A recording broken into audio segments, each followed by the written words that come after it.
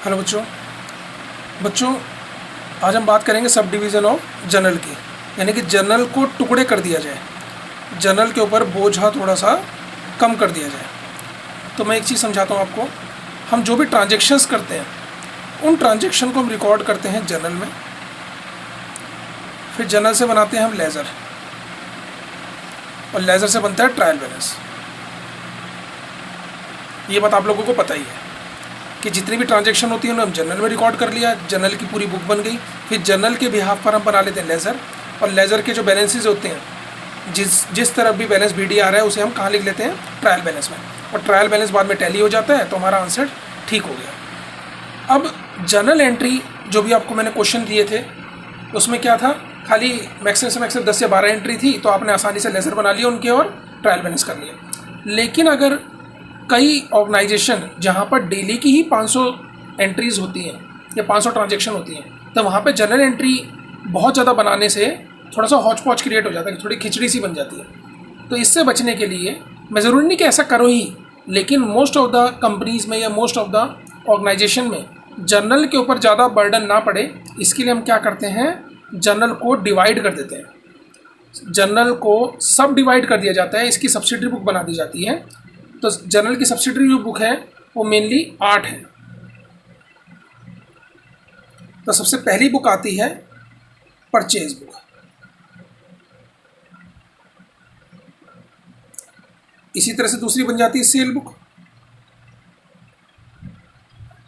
मतलब जर्नल के ऊपर बोझा थोड़ा सा हट जाए, तो उसके लिए हमने क्या कर दिया, अलग अलग प्रकार की एंट्री के लिए या अलग अलग प्रकार की ट्रांजैक्शन के लिए अलग अलग बुक सेपरेटली मेंटेन कर ली। जैसे परचेज़ के लिए परचेज़ बुक, सेल के लिए सेल बुक।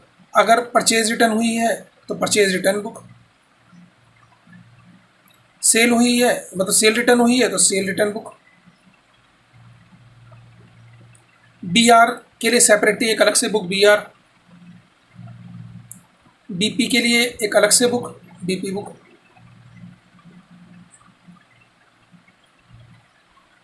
कैश से related cash and bank account. और ऐसी एंट्री जो इन सातों बुक्स में कहीं नहीं आ रही, उसके लिए हम सेपरेट बुक बना लेते हैं। कभी अब तो मजबूरी है, अब तो जर्नल एंट्री करनी पड़ेगी, तो इसके लिए क्या हो जाएगा, जर्नल बुक या फिर journal proper book. Journal proper book. तो ये टोटल 8 बुक बनती हैं जब हम जर्नल के बोझे को थोड़ा सा कम करना चाहें। तो होता क्या है, जो भी हमने ट्रांजैक्शन की, ट्रांजैक्शन मेनली क्या होगी, या तो माल खरीद रहे होंगे या फिर माल बेच रहे होंगे। माल खरीद रहे हैं और अगर खाली क्रेडिट परचेज कर रहे हैं, परचेज बुक में कौन सी एंट्री की जाती है, ओनली क्रेडिट परचेज। मतलब अगर हमने माल खरीदा तो माल या तो हम कैश में खरीदेंगे या फिर उधार खरीदेंगे।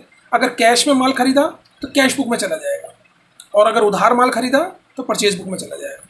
इसी प्रकार से अगर माल जो हमने खरीदा है उसको वापसी कर रहे हैं, अगर कैश में खरीदा था उसको वापसी कर रहे हैं तो कैश बुक में, और अगर उधार खरीदा था उसको वापसी कर रहे हैं तो परचेज रिटर्न बुक में। सेम इसी पैटर्न पर सेल है। अगर हमने माल बेचा और माल बेचा नकद, बिल्कुल कैश में माल बेचा, तो कैश बुक में चला जाएगा, और अगर उधार माल बेचा तो सेल बुक में चला जाएगा। और यही बात रिटर्न के साथ आ जाती है कि अगर सेल से रिलेटेड कोई माल वापसी आ गया हमारे पास तो वो सेल रिटर्न बुक में चला जाएगा। बीआर और बीपी बुक जो है वो जनरली एक डायरी टाइप ही होती है, लेकिन फिर भी मैंने लिख दिया नाम, तो क्योंकि आपके कोर्स में है, बाकी इसको बनाने की आवश्यकता नहीं होती। इसमें केवल उन लोगों का नाम लिखा जाता है जिनसे हमारे को एक पर्टिकुलर डेट पर पैसे मिलने हैं। इनमें उन लोगों का नाम लिखा जाता है जिन पर पर्टिकुलर डेट पर पैसे पेमेंट करनी है हमें, तो बस खाली डायरी में नोट कर लिया जाता है। तो ये बुक नहीं, एक प्रकार से डायरी है। तो इस डायरी के अंदर हम बता देते हैं कि किस किस से कब कब पैसे लेने हैं, इसमें किस किस को कब कब पैसे देने हैं, और कैश से रिलेटेड सारी ट्रांजेक्शन इसमें की जाएगी। और अब हमने वेजेस पेड किए, हमने सैलरी पे की, हमें कमीशन मिली, हमने माल बेचा तो पैसे आए, हमने माल खरीदा तो पैसे दिए, हमने फर्नीचर खरीदा, हमने फर्नीचर बेचा, तो जब जहाँ पर भी पैसा आया पैसा गया, वो सारी entry cash and bank account में की जाती है। उधार बेचा खरीदा यहाँ पर। अब कुछ ऐसी ट्रांजेक्शन है जो यहाँ पर कहीं भी नहीं आई। जैसे एग्जांपल के लिए, अगर हमने फर्नीचर बेचा, कैश में बेचा तो इधर आया, लेकिन अगर हमने फर्नीचर उधार बेचा जबकि हम फर्नीचर में डीलिंग नहीं करते, फर्नीचर हमारी एसेट है। परचेज और सेल बुक में कौन सी एंट्री होती है, या परचेज रिटर्न सेल रिटर्न में कौन सी एंट्री होगी, जो हमारे गुड्स से रिलेटेड है, जिसमें हम डीलिंग करते हैं। लेकिन फर्नीचर में हम डीलिंग नहीं करते, फर्नीचर हमारी एसेट है। तो एसेट परचेज की और कैश में की तब तो आ गया इधर, फर्नीचर बेचा कैश में बेचा तो आ गया इधर। लेकिन अगर हमने फर्नीचर उधार खरीदा या फर्नीचर उधार बेचा तो वो कहाँ आ जाएगा, जनरल प्रॉपर में। ये ध्यान रखिएगा बात, दोबारा बता रहा हूँ, जिस चीज़ में हम डीलिंग करते हैं उस चीज़ को हम क्या बोलते हैं, गुड्स। अब उससे रिलेटेड अगर हम कुछ भी उधार खरीदेंगे या कैश में खरीदेंगे तब तो आएगा या तो इधर या इधर।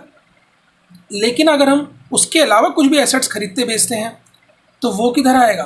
अगर हमने कैश में खरीदा कोई एसेट तो वो इधर आ गई। लेकिन अगर हम उधार खरीदते हैं कोई एसेट, हमने मशीन कोई खरीदी उधार, तो वो इसमें नहीं आ सकती परचेज बुक में, क्योंकि मशीनरी खरीदी है, मशीनरी में डीलिंग नहीं करते हो। अगर हमने मशीनरी उधार खरीदी तो वो परचेज बुक में नहीं आएगी, वो कहाँ आएगी फिर, हमारी मजबूरी है कि उसको हम किसी बुक में नहीं लिख सकते, तो कहाँ लिखना पड़ेगा, जनरल प्रॉपर बुक में।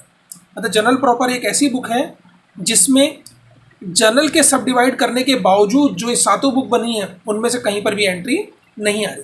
मतलब हमारी मजबूरी बन जाती है कि जब इन सातों बुक्स में कहीं एंट्री नहीं आ रही तो हमें कहाँ पे लिखना पड़ेगा, general proper book.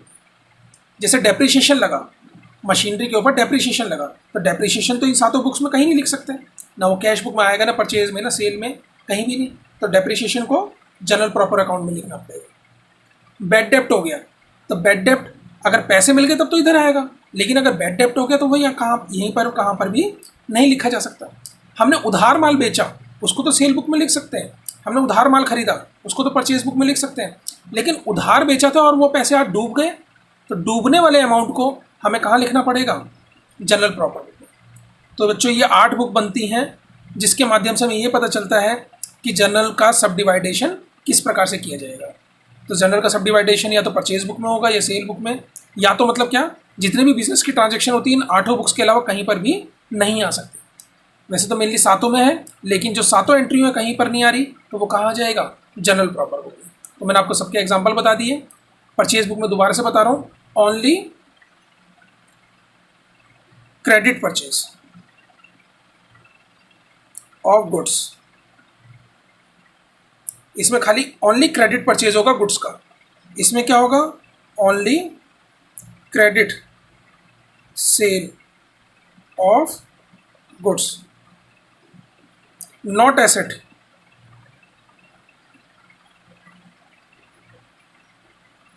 Not asset मतलब not asset purchase, not asset sold.